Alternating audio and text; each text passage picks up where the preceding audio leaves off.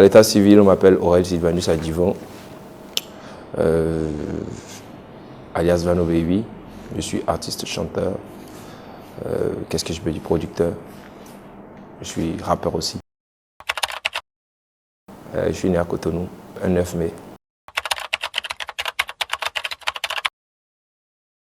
Je ne l'ai pas choisi. Déjà au quartier, avec les amis, j'aimais bien vanner les gens. J'aimais beaucoup vanner les gens. Ça vient tout seul. C'est parce que j'ai beaucoup de respect pour l'émission et tout. À mon diable, tu vois, ça vient tout seul. Et c'est comme ça que, déjà au quartier, on m'a rasé toi, c'est venu tout seul. Et dans mon freestyle Tchorba, je l'ai utilisé. Après ça, tout le monde a commencé à m'appeler comme ça. Après, je me suis demandé, attends, est-ce que c'est normal? Et c'est comme ça que dans le prochain morceau, je l'ai remis. Et c'est comme ça que dans le prochain morceau, je l'ai remis. Et tout le monde a commencé à m'appeler Azitogbele. C'est parti tout seul comme ça. J'étais intelligent, mais je n'avais pas l'école. Parce que jusqu'à présent, je pense que j'ai perdu la majorité de mon temps à l'école. Apprendre à lire et à parler français. Là, au moins, je peux m'exprimer avec toi. Je pense que j'ai appris l'essentiel depuis longtemps et que j'ai perdu beaucoup de temps à apprendre. Peut-être que ça va me servir plus tard, on ne sait jamais.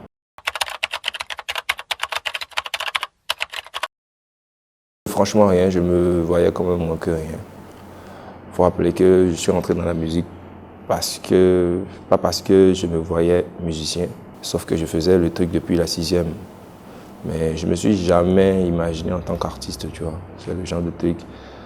Généralement, quand on pose la question à un artiste, il dit « Ouais, depuis tout petit, c'est si, tu vois. » C'était pas mon délire à moi. Sauf que j'ai connu le rap en 6e grâce à un aîné à moi, un grand frère, qui faisait le truc chez lui et avait un groupe, tu vois.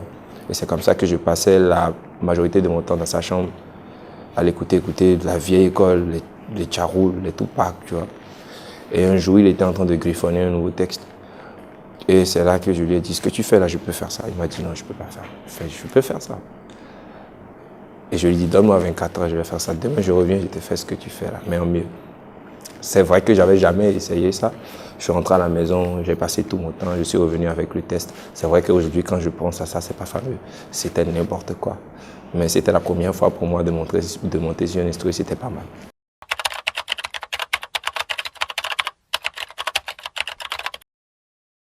Je pense que ça dépend de tout le monde, de n'importe qui, de tout le monde. Parce que moi, je peux dire que c'est à partir de Nagbon Houni, par exemple, ou par exemple à partir de Tchorba, parce que Tchorba, véritablement, c'était un hit, mais j'avais pas de clip. Les gens connaissaient déjà le son. Et c'est ce qui m'a permis d'ailleurs de remporter le concours de téléphonie mobile, que je ne vais pas citer ici. Après, d'autres diront que c'est Vanoé, après que je sois talent découvert de cette compétition. Donc ça dépend des gens. Moi, je peux dire que c'est à partir de tel moment parce que j'avais déjà constitué un fanbase, c'est ça? Une fanbase, je crois. Je faisais déjà mes petits spectacles, mais ce n'était pas encore ça. Je pense que véritablement, je suis devenu celui que je suis aujourd'hui. Après d'être lauréat de cette compétition-là.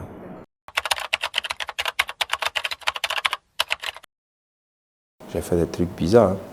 J'en ai fait tellement. Mais je ne vais pas dire que c'était sombre, mais c'était exceptionnel. C'est un truc que n'importe qui ne vit pas. J'ai voyagé sans passeport. Je suis arrivé dans un pays où je devais faire un concert. Déjà, je ne devais jamais embarquer dans l'avion. J'ai usé de mes relations. J'ai dit que je pouvais y aller, qu'on allait me faire sortir du pays. Je suis rentré dans l'avion sans passeport, sans acte de naissance, sans carte d'identité, sans rien du tout, juste avec les relations. Parce que mon passeport était au consulat et que je devais recevoir un visa dedans. Et je devais recevoir ça déjà le vendredi avant de voyager, le soir. Je me disais que ça allait sortir jusqu'à 17 h, le passeport n'est pas sorti. J'avais déjà reçu la première partie pour le pays où je devais me rendre. Et c'est comme ça qu'avec mon téléphone, j'ai usé de mes relations, je suis rentré dans l'avion, je suis arrivé à l'aéroport, on m'a bloqué. J'ai passé 3 jours à l'aéroport, enfermé comme un délinquant. Mais c'est vrai qu'on m'a mieux traité que la majorité des immigrés qui étaient là. Moi, j'avais ma cellule, j'avais ma chambre à moi, tu vois, je prenais ma douche, j'avais mon téléphone, j'étais connecté, mais je n'ai pas quitté l'aéroport. 3 jours, j'ai repris l'avion, je suis arrivé à Cotonou. Je vais dire ma fille, parce que c'est ma fille qui a fait que je suis rentré dans la musique, en fait. Parce qu'au moment où j'ai décidé d'arrêter les cours et que je ne m'entendais pas du tout avec mon père, où lui, il voulait que je continue avec les cours, tout ça. Je lui ai dit que je ne voulais pas continuer. Il m'a demandé ce que je voulais faire. Je lui ai dit que je ne savais pas et que je réfléchissais à ce que j'allais faire. Après, je lui ai dit, il m'a dit de réfléchir, je suis revenu. En ce temps, j'avais déjà commencé à fréquenter un peu les studios. Tu vois. Ma fille venait de naître, il fallait que je trouve de l'argent pour acheter les couches, acheter le lait, tout ça. C'était compliqué. Déjà, j'étais sur les bancs. Quand j'ai engrossé sa maman était étudiante, moi j'étais encore élève. Depuis tout petit, il ne faut pas chercher à comprendre. Depuis que j'étais jeune, je visais un peu plus haut. Et c'est comme ça que fallait que on le love maintenant, tu vois. J'étais dans le love à fond, il fallait que j'assume mes responsabilités, montrer en même temps que j'étais un garçon responsable. Parce que déjà, ses parents, elle faisait la médecine, tu vois. Donc ses parents, elle trouvait que j'étais un délinquant et que moi je devais leur montrer que c'était pas ça. Et c'est comme ça que j'ai commencé à taffer, à passer mon temps au studio, à me faire de l'argent. C'est vrai aussi que j'ai fait de petits boulots. Hein. Déjà, j'accompagnais des amis à moi qui faisaient du service traiteur. Eux, ils partaient déjà les mercredis. Dans le rouleau, tu vois, et ils préparaient tout ça. Et le samedi, quand il y a la fête, ils étalaient, ils faisaient la décoration, ils s'habillaient en blanc, noir, tout ça, et ils faisaient le service traiteur, tu vois. Et comme ça, moi, je lavais les bols, tout ça, parce que je voulais les casseroles, hein. Et dans l'enfant trop loin, on close, tout ça, parce que je cherchais de l'argent. Je devais montrer que j'étais quelqu'un de responsable et c'est comme ça que, un peu, j'ai commencé. Quand je ne suis pas en train de faire ça, je suis au studio et c'est comme ça que je me suis découvert le talent d'artiste. Elle m'a ouvert beaucoup de portes, elle m'a béni aussi et c'est tout pour moi.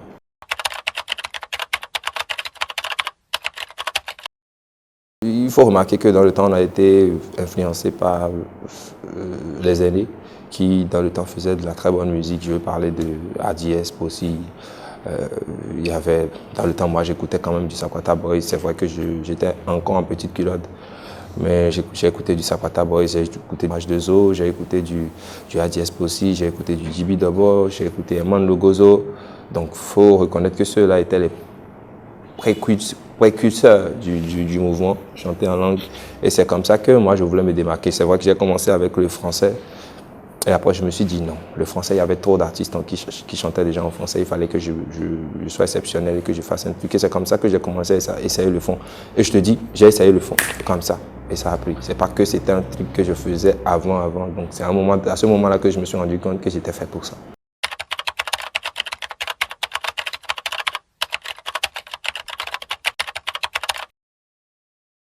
À l'école Google Dier, déjà c'était pour une prestation au concerto et en pleine prestation il y a une dame qui est montée. C'est vrai que aujourd'hui je peux le dire, c'était préparé et tout. Elle est montée sauf que je ne savais pas qu'elle allait s'habiller comme ça. On savait qu'on allait s'amuser un peu mais elle est allée un peu trop loin. Comme aller un peu trop loin ne fait pas partie de mon dictionnaire, moi-même ça m'a plu, on s'est amusé. C'était un vendredi, je crois. C'était un samedi.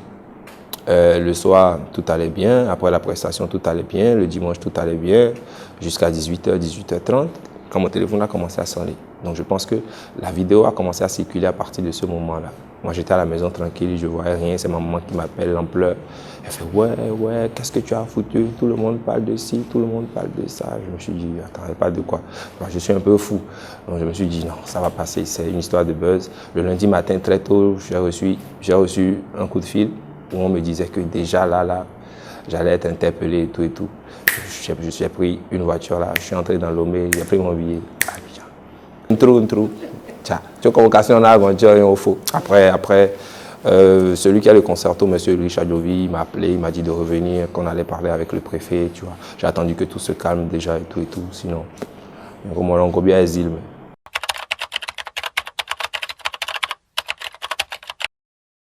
Je pense que le Yoruba est vaste, et c'est ce que les gens n'ont pas compris, tu vois. Généralement, les gens pensent que quand ils comprennent une langue, ils comprennent jusqu'au fond. Moi, je parle le mina, par exemple, tu vois. J'arrive à comprendre tous les morceaux togolais. Mais le mina du Togo est différent du mina que moi je parle, tu vois. Et c'est comme ça. Je pense que Kudot même est venu en direct et a expliqué que ce qu'il était en train de dire, en fait, c'est ce qu'on appelle une punchline. Tu peux être fort ici et ne pas être fort là-bas. Donc le plus fort d'ici peut ne pas être le plus fort de là-bas. C'est une punchline parce qu'il faut reconnaître que Kudot, c'est l'artiste. Les gens l'aiment bien, malgré qu'il n'a pas la cote des Davido. parce qu'il utilise beaucoup de proverbes, tu vois. Et c'est ce qui fait que même les aînés l'écoutent, en fait. Il n'a pas la cote des Davido, mais il est beaucoup suivi, beaucoup écouté. Et c'est comme ça qu'après, il est revenu en direct expliquer que c'était ci, c'est ça. Mais comme les Béninois sont bornés, enfin, comme nous sommes bornés, on aime bien.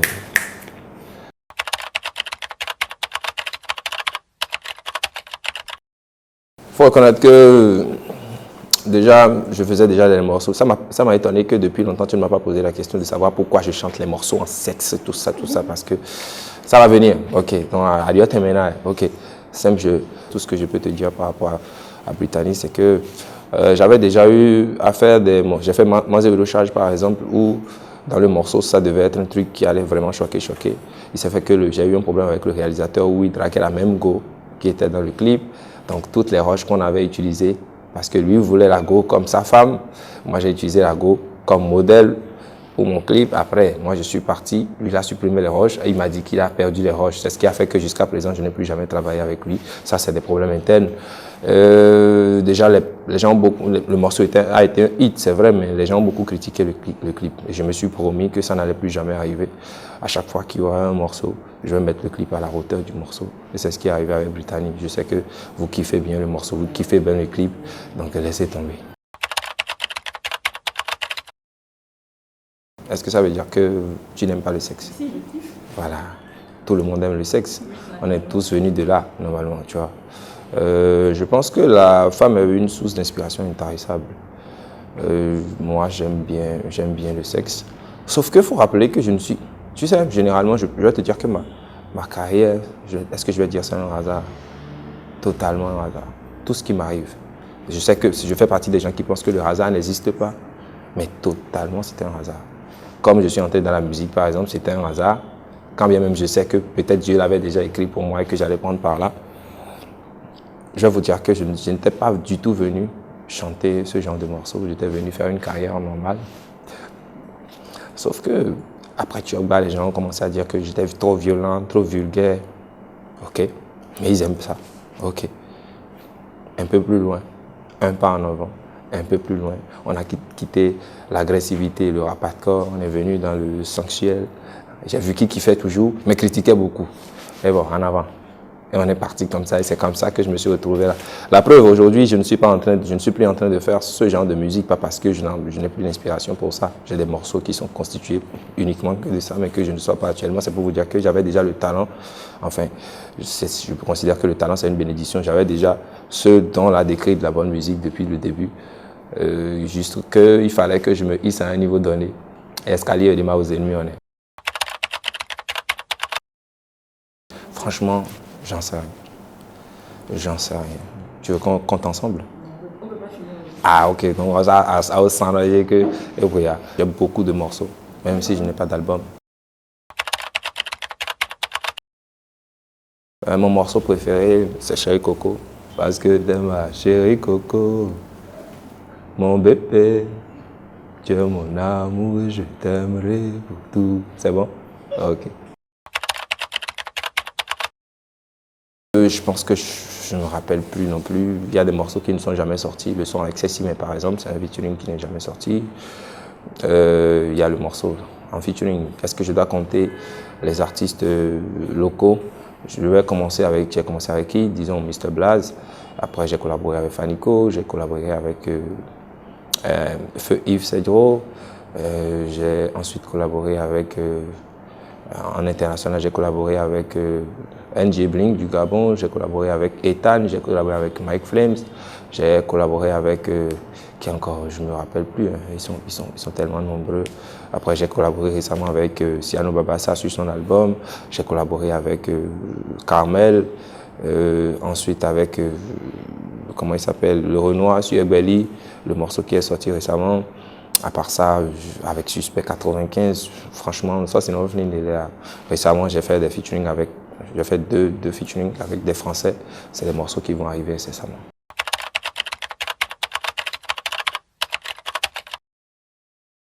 Si j'étais resté, pardon, dans le délit de chanter sexe, j'allais rester au même moment, stationner au même moment ou tourner en rond et ne pas toucher plus de cibles. Et déjà, comme j'aime beaucoup ma carrière, et qu'à la base je me voyais comme un moins que rien et que Dieu m'a donné l'opportunité d'avoir le succès que j'ai entre griffes aujourd'hui. Je pense que je ne devrais pas me mettre dans un cercle donné et dire que voilà, on m'aime bien avec ce registre-là et que je devais rester là. Et c'est comme ça que j'ai commencé à travailler sur ma musique pour toucher plus de personnes, parce qu'à la base, on traitait ma musique de hand-griffe délinquant ou musique pour les gens du ghetto. C'est comme ça qu'à un moment donné, je me suis dit qu'il fallait que je travaille sur ma musique. J'ai jamais eu de directeur artistique, je suis mon propre directeur artistique. Déjà, quand je suis au studio, mon manager ne sait pas. Il ne sait pas quel single je vais sortir. Comme prochain morceau, je l'appelle, je lui fais prochain single, je lui envoie. Vas-y, place les morceaux, c'est tout. C'est comme ça que je fonctionne quand je suis en studio. Personne n'a le droit d'être au studio avec moi, je suis tout seul. Parce que j'ai un problème, est-ce que je suis capricieux? Non, mais je suis très rigoureux par rapport à mon travail. Et quand je travaille, par exemple, les gens, il y a beaucoup d'artistes qui ont des directeurs artistiques et tout, tu vois. Moi, par exemple, quand je suis au studio et que tu es assis là, tu dois pouvoir te taire. Parce que quand tu dis, non, je laisse la musique, parce que je n'aime pas. Parce que je considère que ma musique, ce que je suis en train de faire, c'est moi. Quand tu commences à m'apporter des touches là, ça donne l'impression que ce n'est plus moi. J'ai des morceaux comme ça que j'ai arrêtés au beau milieu et je n'ai plus jamais retouché. Tu vois, je suis comme ça, je suis un peu trop borné, mais je fonctionne comme ça.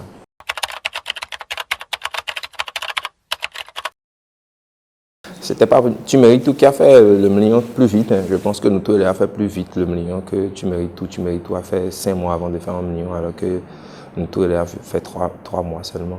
Et Dior, 1 mois seulement. Tu mérites tout, je pense que c'est un morceau que les gens qui fait comme ça. À la base, c'était même pas un morceau qui allait sortir l'année où c'est sorti. C'est un morceau qui est arrivé comme ça parce que, je vais vous dire, généralement la musique que vous écoutez aujourd'hui, c'est la musique que j'ai déjà posée il y a 2 ans, 3 ans. Donc actuellement, je suis en train de poser les morceaux de 2023, 2024, enfin 2024, parce que les morceaux de 2023 sont déjà là. Donc je fonctionne comme ça, tu vois. Donc c'est comme ça que j'étais en train d'écouter une prod au studio et j'ai kiffé.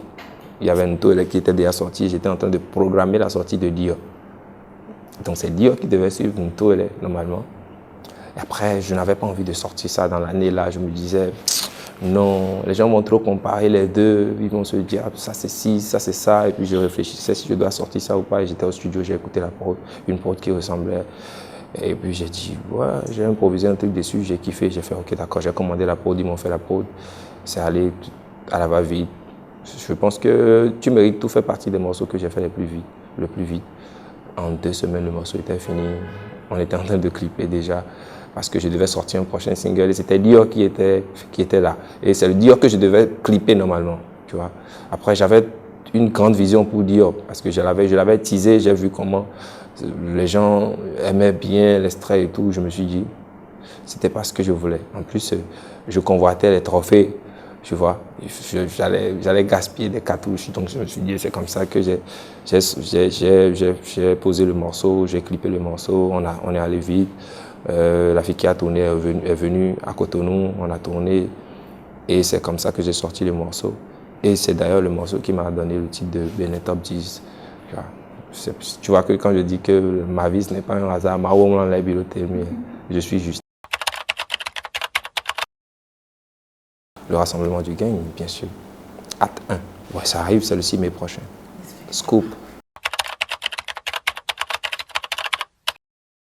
Je ne suis plus avec sa mère, c'est vieux. Ma fille a bientôt 11 ans.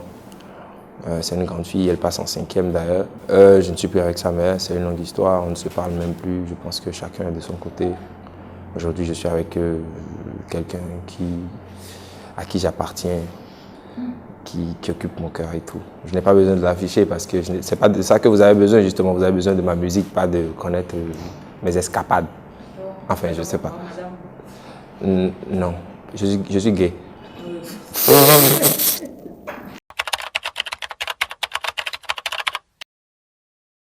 Aucun, même pas blague. Il le sait. Il le sait que je suis un démon.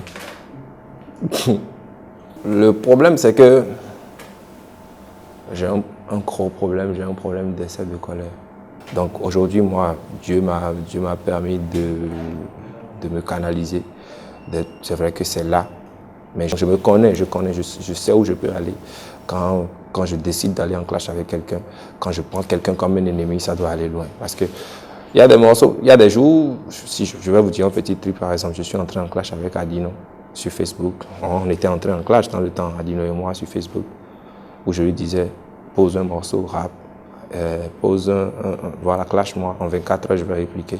Alors que pendant que le clash venait de débuter, avant midi, j'avais des chansons qui étaient prêts, sauf que c'était dans mon téléphone, je ne l'ai pas posé, je savais que quand il allait se prêter au jeu, ça allait, c'est moins de 24 heures, tu vois. Je suis comme ça, je m'ennuie vite.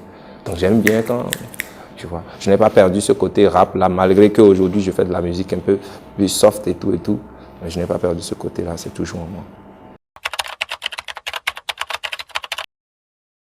Est-ce que je dois parler de ça? Je me rappelle que le doyen m'a appelé, enfin la légende m'a appelé, il m'appelle, il m'a même pas appelé, hein. Blaze, il me respecte pas du tout. Enfin, il me respecte, mais il me respecte pas du tout. Il m'écrit un message, je me réveille, je vois, entrer en studio imminente ou urgent. C'est pas possible, comment il me parle comme ça?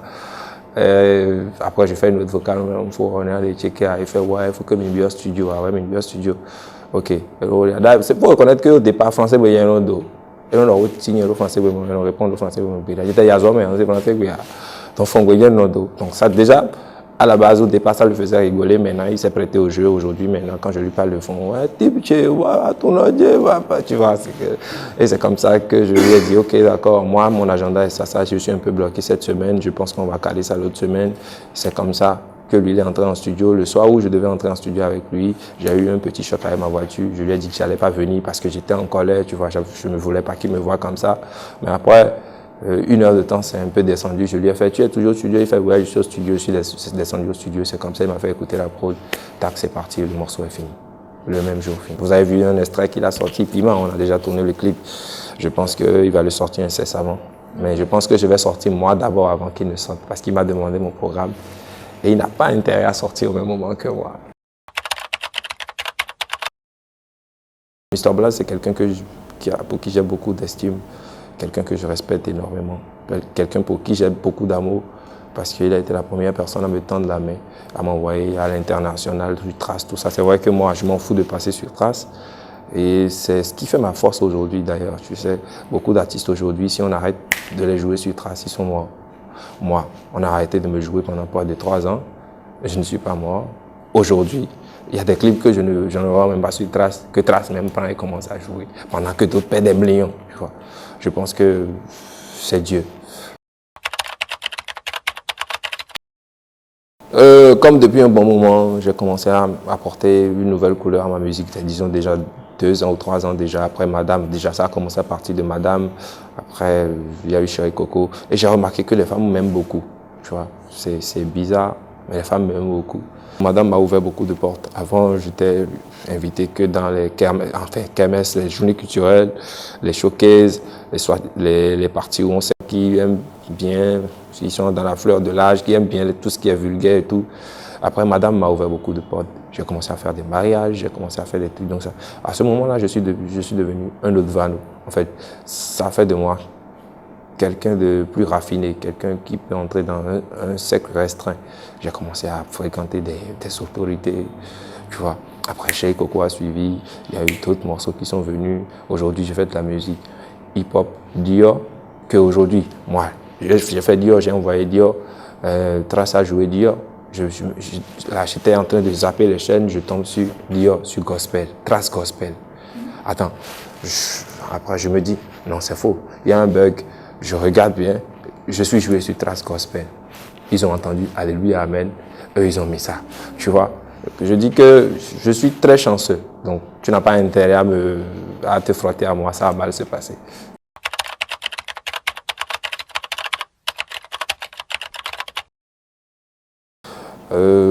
Tu n'es pas sans savoir, ou vous n'êtes pas sans savoir que je m'appelle Vano Baby et qui est le sorcier vivant.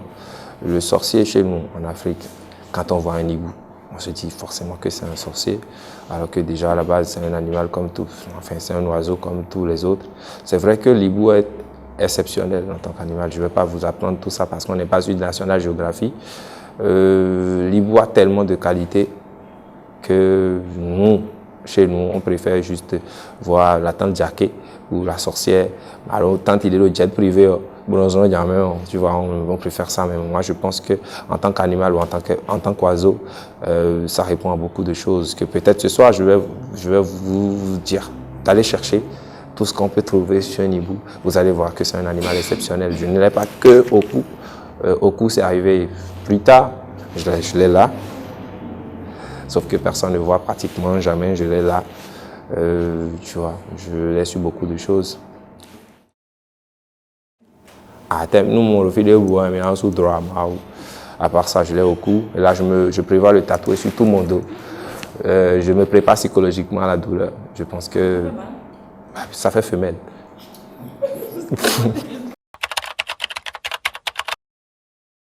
Ah! Est-ce que je connais les artistes du Nord? Franchement, le seul dont je me rappelle, je le regardais sur la télé blanc-noir qui s'allumait au RTB à 18 h dans le temps. Tu vois. Et je pense que ça doit être Ramatoulaye. Il y a Ramatoulaye, il y a Kalamoulaye. Il n'y a que ceux-là que je maîtrise. Après, il y avait cette dame, il y avait une dame aussi que j'aimais bien. Kirikanta, tu vois. Il n'y avait que ceux-là que je connaissais vraiment parce que la télé nous l'imposait. Aujourd'hui, je pense que la musique du Nord est écoutée plus par les gens qui parlent la langue ou ceux-là qui soit ont quitté Cotonou et qui se sont retrouvés ici parce que forcément, ils se retrouvent au milieu en train d'écouter ça. Je pense qu'il y a beaucoup de jeunes artistes aujourd'hui qui font de la bonne musique parce que j'ai vu sur beaucoup de concerts récemment de collègues à moi que je respecte beaucoup qui ont mis, il y a des gens comme Tonnerre Ince par exemple, dont je n'ai jamais écouté la musique par exemple, mais que je vois beaucoup et que j'ai vu beaucoup d'amis qui ont fait, de collègues qui ont fait des photos avec lui, tout ça, je me suis dit, il doit être quelqu'un de très intéressant. Je n'ai pas encore eu la chance de l'écouter ou de le voir sur scène, je pense que ça va arriver incessamment. Et pendant ce moment-là, quand vous allez me poser la question, peut-être dans 2-3 mois, je vais vous dire, Tonnerre Ince, c'est le meilleur.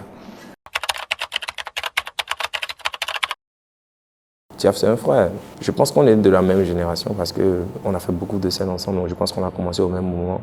Moi, j'étais en autoproduction. Lui, il était avec mes coproles. Et je me rappelle que sur tous les concerts, on était ensemble. Quand on dit Tiaf, quand il passe en même temps, on fait Valo. Ou quand on fait Valo, on fait Tiaf. Et après, quand les boîtes avaient envie d'organiser des soirées, c'est toujours nous deux. Donc, on n'était pas potes dans le temps. Mais on a fait beaucoup de scènes ensemble. Parce que même si après il n'est plus avec Meko et que peut-être en griffe, je pense qu'ils ont eu des problèmes et qu'ils ne sont plus ensemble, moi je m'en fous. C'est l'un des artistes qui a su quand même, malgré tout ce qui lui est arrivé, a su garder la tête hors de l'eau, ou bien la tête haute, qui a toujours forcé, qui n'a pas baissé les bras. Et les gens comme ça, là, ils méritent mon respect. Après, sur mon concert, il est venu tout seul, il a fait la campagne pour moi. Il a fait le tour de quelques collèges. Tu vois, moi, je n'ai pas besoin de grand chose pour être heureux. Après, quand moi, tu es prêt pour moi. C'est ça aussi le gang, tu vois, la loyauté. Quand quelqu'un est prêt pour toi, moi, je suis prêt pour lui à n'importe quel moment.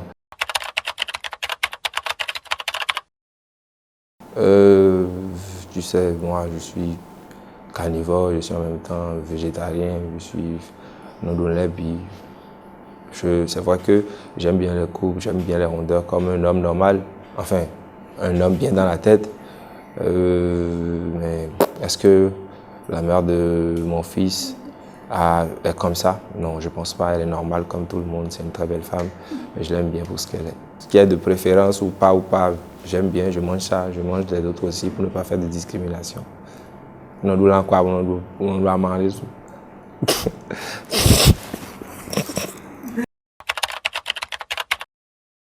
Dabarou TV, je ne connaissais pas, mais je connaissais déjà le grand frère là. Il m'avait déjà approché, on devait normalement faire l'interview, mais on a eu un problème avec la pluie. C'est bizarre, hein? Ces temps-ci, nous devons de boulot parcours, on dit quelle est nous devons dire mieux, malheureusement, à son coup, et tu m'aimes. Tu connais ton élément, le seul unique le programme, il n'y a qu'un seul sorcier, c'est le chef du gang, c'est le sorcier vivant, c'est Zeta-Gweri. Toi-même, tu sais, je suis sur Dabarou TV, le meilleur web média. Zeta-Gweri. Ramatoulaye.